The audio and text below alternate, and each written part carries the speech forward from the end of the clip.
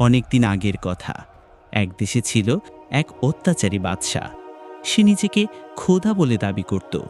তার রাজসভায় ছিল এক পারদর্শী জাদুকর। সে বাদশাকে গিয়ে বলল, জাহাপনা, আমি তো বৃদ্ধ হয়ে গেছি, আমাকে একটি বুদ্ধিমান ছেলে দিন, আমি তাকে আমার সব জাদু শিখিয়ে দেব। বাদশাহ তার কথা মতো রাজ্যে খুঁজে সবচেয়ে মেধাবী একটি ছেলেকে সে জাদুকরের কাছে পাঠিয়ে দিল। ছেলেটি প্রতিদিন জাদুকরের বাড়িতে যেত জাদু শিখতে, কিন্তু তার যাওয়ার পথে ছিল একজন সন্ন্যাসীর আশ্রম। এই সন্ন্যাসী ছিলেন এক আল্লাহর ইবাদতকারী একজন জ্ঞানী ব্যক্তি। ছেলেটি একদিন কৌতূহলবশত সেই সন্ন্যাসীর আশ্রমে প্রবেশ করল এবং তার কথা শুনল। এক আল্লাহর কথা, তার ক্ষমতার কথা শুনে ছেলেটির অন্তর নরম হয়ে গেল। তার কাছে জাদুকরের কথার চেয়ে এই সন্ন্যাসীর কথাই বেশি ভালো লাগতে শুরু করল। এরপর থেকে ছেলেটি প্রতিদিন জাদুকরের কাছে যাওয়ার পথে সন্ন্যাসীর কাছে কিছুক্ষণ বসত এবং তার কাছ থেকে দ্বীনের জ্ঞান অর্জন করত। এতে করে তার জাদুকরের কাছে পৌঁছাতে দেরি হয়ে যেত, আর জাদুকর তাকে মারধর করত। আবার বাড়িতেও ফিরতে দেরি হতো, তাই বাড়ির লোকেরাও তাকে বকাঝকা করত। ছেলে কি তার এই সমস্যার কথা সন্ন্যাসীকে জানালো।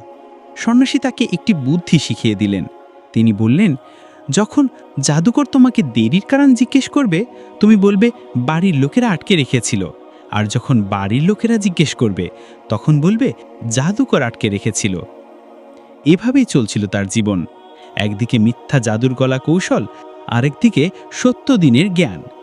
ছেলেটির মনে সবসময় একটি প্রশ্ন ঘুরপাক খেত, কে বেশি শক্তিশালী, জাদুকর নাকি সন্ন্যাসী, অর্থাৎ মিথ্যা নাকি সত্য।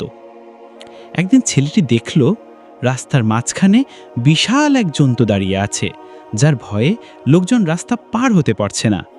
ছেলেটি ভাবল, আজকেই পরীক্ষা করার সুবর্ণ সুযোগ।